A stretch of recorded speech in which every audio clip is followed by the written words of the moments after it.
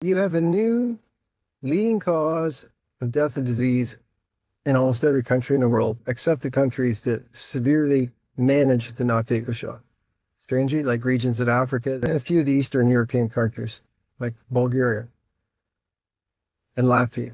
Those are the only countries I've seen that have actually less death than expected. Everyone else has way more death than expected, and has, not since COVID, since the shots were rolled out.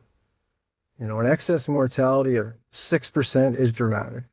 If you had a legitimate government, and you guys, I think in Florida you do, in Canada we do not, that if you had a legitimate government and they saw excess mortality of 6%, they would be coming together to do something about it, as opposed to coming together to carry out a scam on the population with the coronavirus operation, which sadly you guys paid for under your previous administration, I think.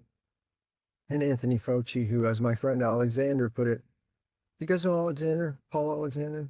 He was, he and I worked very closely together at the beginning of this, but he was actually hired by Trump. He's an epidemiologist from Canada, and he was hired as an advisor to Trump. And he gave Trump very different advice than Trump was getting from Fauci and the likes, which was don't lock down the population. It makes no sense. Don't put diapers on people's faces. It makes no sense. Don't try to vaccinate Rio of a pandemic. It's insane. Oh, and by the way, it's not really a pandemic.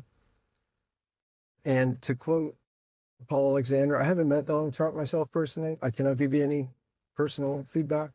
My friend Paul has, and he said he's a good man, and he was duped by Fauci.